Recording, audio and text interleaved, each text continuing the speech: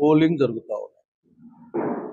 అక్కడ పోలింగ్ అనే పేరే తెలుగుదేశం పార్టీ అట్లాగే బీజేపీ పార్టీ ఇద్దరు కూడా అంటే కూటమి ప్రభుత్వం ఈ రోజున పోలింగ్ పేరుతో ప్రజాస్వామ్యాన్ని నడి రోడ్డు మీద దహనం చేస్తా ఉన్నారు అని చెప్పడానికి బాధపడతా ఉన్నారు.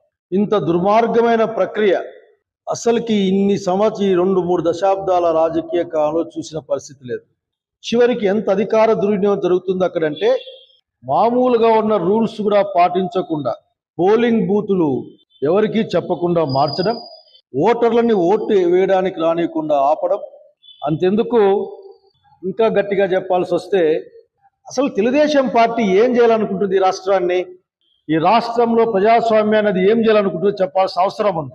అంత విచ్చలవిడిగా తెలుగుదేశం పార్టీకి సంబంధించిన మూకలన్నీ గ్రామాల మీద పడి విచ్చలవిడిగా దౌర్జన్యం చేస్తూ ఉంటే, ఓటర్లని ఓటు వేయకుండా భయపడిస్తూ ఉంటే, ఇండర్లో నుంచి బయటకు వస్తే మీ అంతు చూస్తామని చెప్తా ఉంటే, చివరికి అక్కడ ఎమ్మెల్సీని కొడితే కూడా దిక్కు లేదని బహిరంగంగా మాట్లాడుతూ ఉంటే సగటు ఆంధ్రప్రదేశ్ ఓటరు కానీ ప్రజాస్వామ్యం వాదులు కానీ ఆశ్చర్యపోవడం కాదు, భయపడతా ఉన్నారు.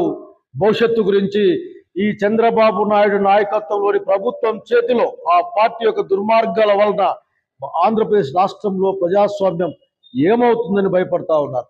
ఏజెంట్లను లాగేస్తా ఉన్నారు, ఏజెంట్ ఓటు కూడా వేసుకుంటా ఉన్నారు. నల్లగొందిపల్లి, నల్లబెడ్డిపల్లి అయితే మనుషులు బయటికి రావడానికే మారణాయుధాలు ధరించి మరి ఆఖరికి విచ్చలవిడిగా ప్రవర్తిస్తూ ఉంటే ఎవరికి చెప్పుకోవాలి? ఇక్కడ ఎలక్షన్ కమిషన్ చెప్పుకుంటే మాట్లాడే వాళ్ళు లేరు. ఎలక్షన్ కమిషన్ ఆఖరి దాని కళ్ళు మాత్రమే పనిచేస్తూ ఉంటాయి. బహుశా ఎంత కనిపిస్తాయో నాకు తెలియదు, కానీ దానికి చెవులు పనిచేయవు, నోరు పనిచేయదు, ఆర్డర్ ఇవ్వడానికి చెయ్యి కూడా పనిచేస్తుందో లేదో అర్థం కాని పరిస్థితి. పక్క కాన్స్టిట్యున్సీల నుంచి, వేరే ప్రాంతాల నుంచి, కామలాపురం, జమ్మలమడుగు ప్రాంతాల నుంచి విచ్చలవిడిగా వందలాది వేలాది మంది పరాయి మనుషులు పులివెందల, ఒంటిమిట్ట ప్రాంతాలు ముఖ్యంగా ప్రత్యేకించి పులివెందల జెడ్పీటీసీ ప్రాంతంలో ఉన్నారంటే వాళ్ళు ధైర్యంగా చెప్తారు. అసలు ఎంత బాహాటంగా చెప్తా అంటే 6 గంటల నుంచి మేము వేసేసాం, 8 గంటలకు 60% అయిపోయింది. అసలు నేను పోలీసు వాళ్ళని ఏం చెప్పాలో అర్థం కావడం లేదు. అసలు ఈ కార్యక్రమంలో ఇన్వాల్వ్ అయిన, ఈ కార్యక్రమం అంటే ఏదైతే దౌర్జన్యాలు, దుర్మార్గాలు, ప్రజాస్వామ్య హననం జరుగుతూ ఉంటే దాన్ని రక్షించాల్సిన, దాన్ని కాపాడవలసిన శాంతి భద్రతలు చూసే పోలీస్ శాఖ ఏం చేస్తా ఉందో అందరికీ అర్థమవుతా ఉంది. అర్థం కాకపోవడం కాదు, ఇక్కడ మీరున్న దేనికి కనీసం సగటు